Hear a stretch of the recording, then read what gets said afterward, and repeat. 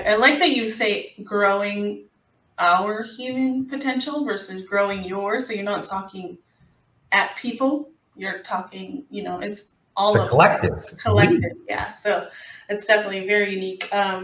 So yeah, I'd like to know also more about the business and what makes growing our human potential unique. That's that collective. When we combine that with our gifts and abilities, that's what really helps to create whatever we do unique. And we've been doing it all along. I'm now just formalizing it into a practice. And, we've talked about my book at length, and that was really the first leg of growing our human potential. It was the ability to be able to just, as we talked about, to be able to just literally get to the point where my life is truly an open book. I had to really come out of the closet and really just be able to get comfortable about talking and sharing the experiences, knowing that through my travels and the thousands of people that I met and talked to along the way, that they were experiencing similar challenges. And so what I had to do was I had to be the role model. I had to be able to be comfortable talking about my own issues if I wanted other people to talk about their own issues. I had to role model the behaviors that I really wanted to see in others. So I'd say the book was really that first approach of it. I really wanted to understand what things were about. And so that's when I started to put these frameworks together, the structures, because it was so easy for people to really come to a point and say, hey, we all have challenges today. But, when you have a conversation, where do I start? I could give you what I did, but that really doesn't help other people think about what's best for them. A framework does that. It's like a model, right? We've done that. And that's really where I started to really get a lot of great feedback from others is, wow, you really put a structure together for this that helps me understand this thing called this journey of personal growth, self-discovery, and enlightenment, and really what the journey is like and how do I really break down these elements of it. And I think that's where one of those is the tree framework that I really share. Yeah, I have it that we can put up on the screen and talk about it a little bit. Yeah, it's great because this is the sort of the broad scope, the broad brush of this journey of personal growth and self-discovery. I use the analogy of a tree is that just like a tree, it has roots. And if you don't have a healthy root system, how's the tree going to survive, grow, and prosper, right? And so that's just like us. If we don't have that healthy psychology, that physical, mental, emotional self in order, right? Who we are is always going to be less than what we could be. So you got to first work on it. And that's what I labeled as personal growth. That's our foundation. That's where we really do the work to really understand what are the challenges, the consequences that we've been experiencing in our life, our negative patterns. We begin to come to accept and own that we have a problem. We change from victim to victor, and that now we're willing to seek out help. A great, powerful first step. And in there is where we begin to start taking that look within, understand what happened, what got us there, whatever caused the kind of limiting or unhealthy beliefs that we had that's holding us back from being our full potential.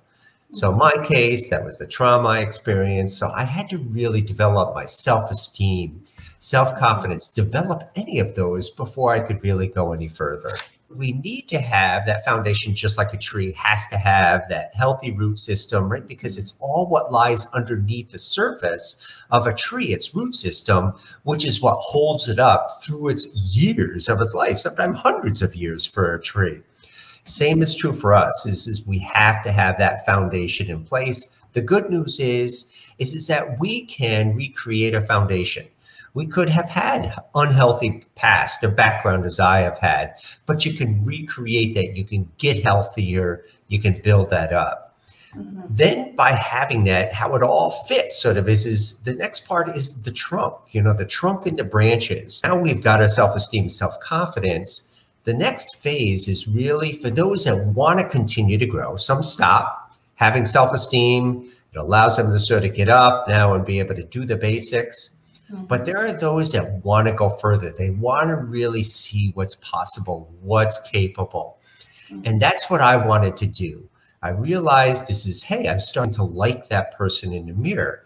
Self-discovery is a deeper look within, of which we begin to really focus in on what do we really believe in? What's our values? What's our purpose? We begin to redefine things of like happiness and success. Our choices, do we subscribe to what we're told on television or in our culture or by our parents, or do we really go out and redefine those for what I am?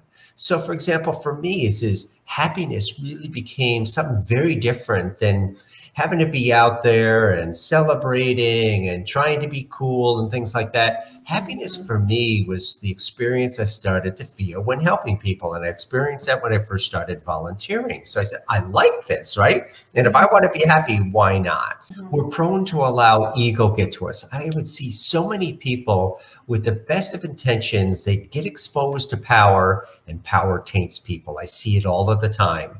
Right? We see it with leaders and others today too, is as soon as they get into the position of power, they become distorted, tainted towards greed, power, wanting more power, and all of the elements that come with that.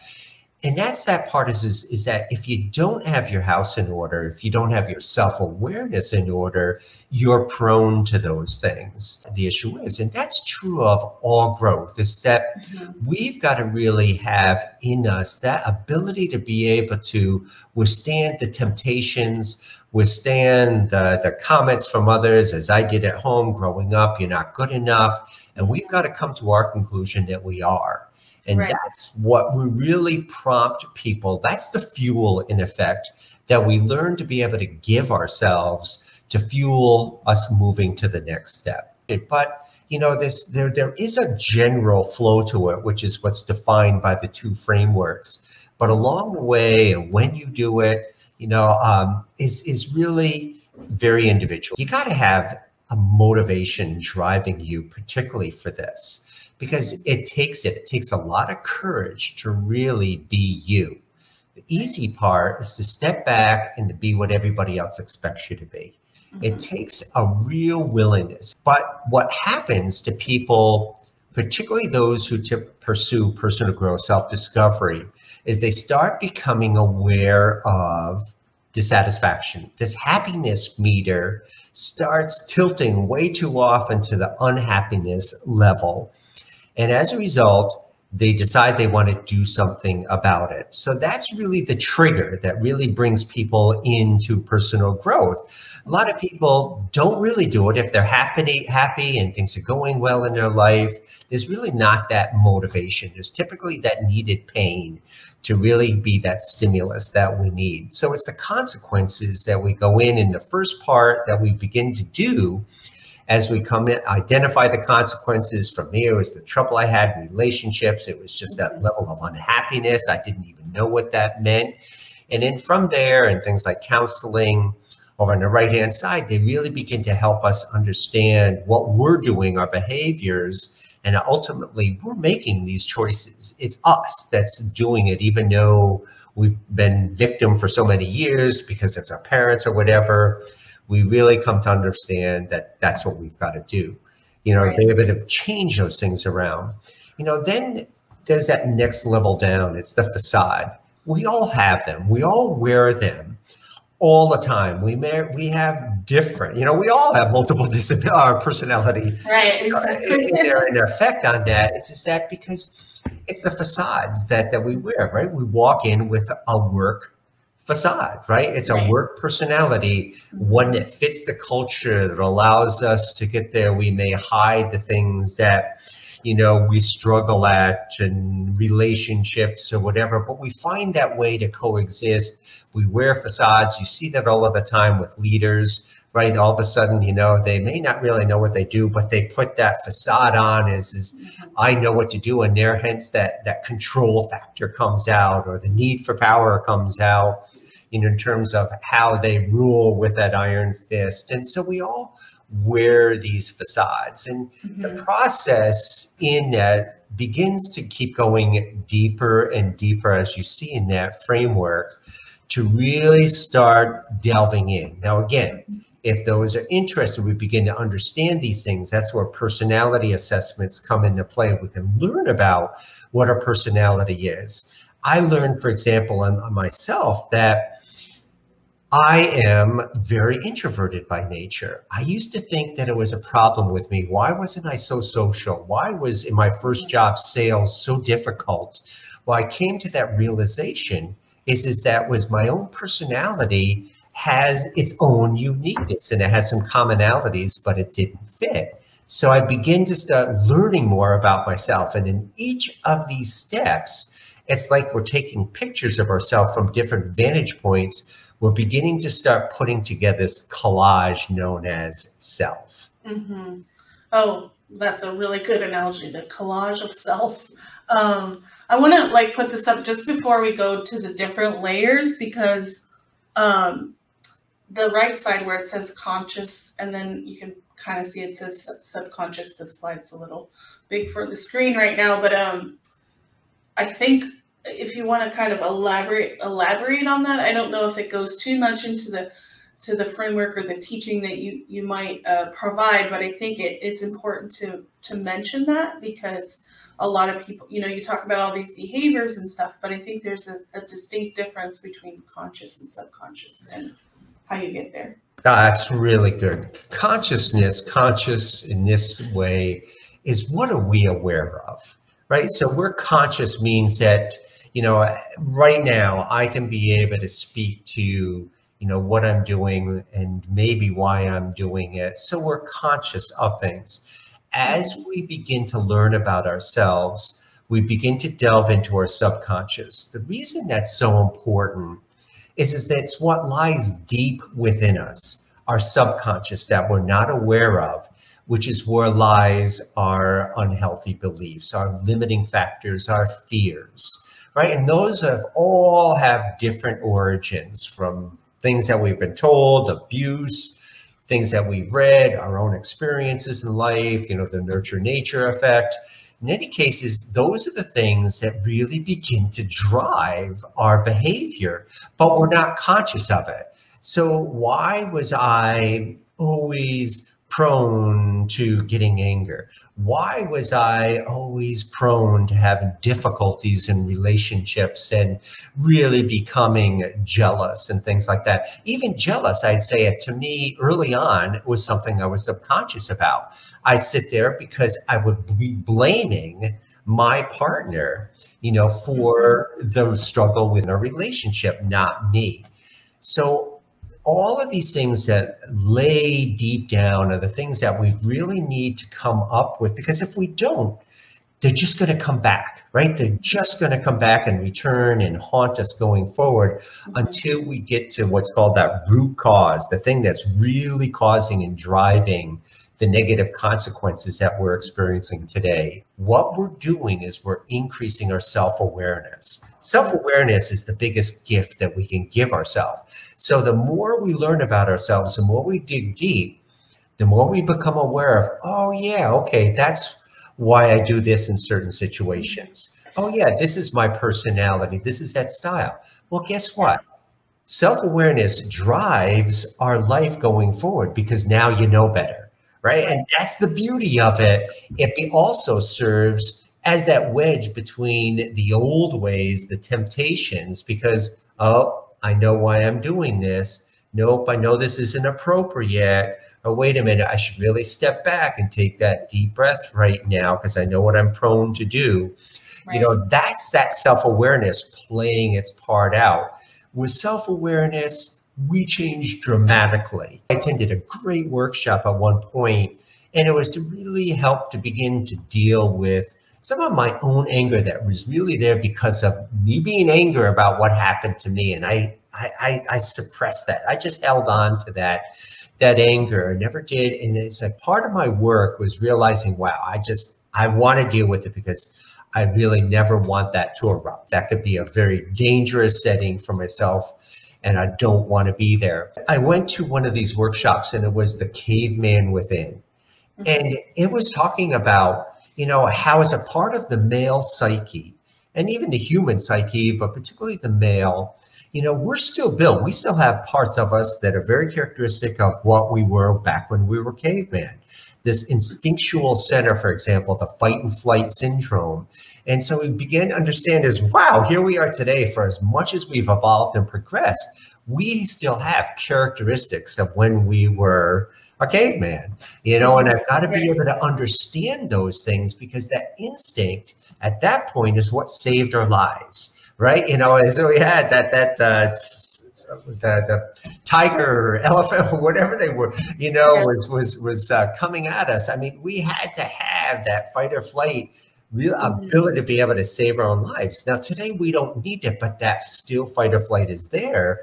That's why there's that tendency for us to really resort to temper and deep anger and rage, for example, to do that until we learn how to control that. We talked a little bit about personal growth, the frameworks that you cover.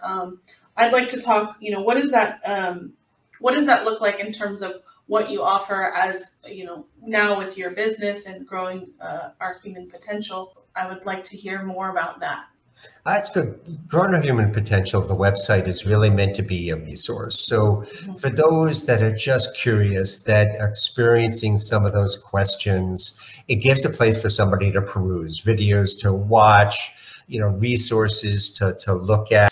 Obviously, the book is a great resource for those, because it provides a personalized story example to help people really understand the process by which it happens, the tools, the observations along the way. Provides a lot of education and resources. There's a blog that I have that I continue to write. Today, I just finished an article on LinkedIn, really defining on what really is full potential. And I love to share these tidbits. For those that also want to dive in, I enjoy the opportunity to really share work with others. I attend events. I've been invited to events, keynote addresses.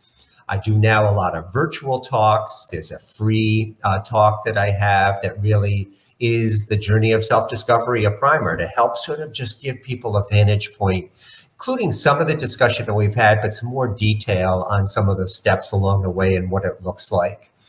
And then there's the talks like this that I really enjoy in public setting, somewhat challenge people and educate people on really the experience of life, the welcome to Earth, really, and orientation. Imagine, right? Here we are, we come to Earth, like when we start a job in a new company. And what's the first thing we do? We attend and do higher orientation to sort of acclimate us, get us used to it. Well, where's our orientation to life? The journey of self-discovery, modern day vision quest is one of my favorites, because that's the chance I have to share about my experience, about traveling the globe, letting go, and really allowing the wind to blow me around the world as a volunteer. The thousands of stories that came up that are really enlightening, that really describe the profoundness of what's out there and the impact that it had on me and others. And then there's more workshop-driven ones like Creating Your Story that are really helping people to begin to write their story, allowing them to begin like it did me, the opportunity to begin to state what happened, to heal their past, and then to really start thinking about, where do I want to go? Begin to transform the journaling they've done into their story, to be able to start telling others, but mostly tell themselves, and sort of guiding them going forward. And then there's more explicit where we talk about the tools for self-discovery, the pros and cons of each. And then there's just open talks, of which really are just there to be able to talk about what you want to talk about as the participants, depending upon what the events are. A lot of the time, it's really just how to really develop self-esteem, what really is this concept of full potential, what does it look like, really just allow me to be what has become my reputation, the guide to help inspire people to sort of take that look within to really grow and develop themselves into whatever their full potential is. Yeah, it's a wonderful way to share your gifts with others. And I do have one final question just to wrap up this one. We are going to talk a little bit more about your products and services in the next one, but You talked about volunteering earlier on in this video, and really being able to connect with others globally. I would like to know if there's anything, one memory that you'd like to share, maybe about connecting and empathizing with our neighbors, that really stays with you while you're doing this work and the talks and everything that you're sharing online and through your website. I'd love to hear one of those. There's one in particular, to me, it relates to the times. There's been the recent protest, the Black Lives Matter. And that was my own experience with that earlier on. And I was in South Africa in one of the townships. These are the basically ghetto areas that exist within South Africa today, or that have for years under the apartheid system. When I went in there, I had met the people that lived there and the hard lives that they had. And in particular, there was this gentleman who had just survived a very violent situation within there, right? They breed violence there because they have no place to go. And that's what makes these such difficult places to be in, is so much famine and diseases that exist there. Well, in any case, it was there that I realized that why did this exist? And it really was based on the premise back then, in the days of the apartheid and pre-apartheid, that people had that blacks were less than themselves. And hence, this whole concept of apartheid was sort of built on it that way. Well, in my own experience and really getting close and firsthand to that, and seeing firsthand and tasting, feeling, smelling, experiencing the ravages that these people experience day in and day out, and realize, what? I was fortunate at the end of the time there to leave. They weren't, and because of that, I just had this gut-wrenching experience that helped me to realize this is the damage that bias, prejudice can have. And this is something that I never want to let happen in my life.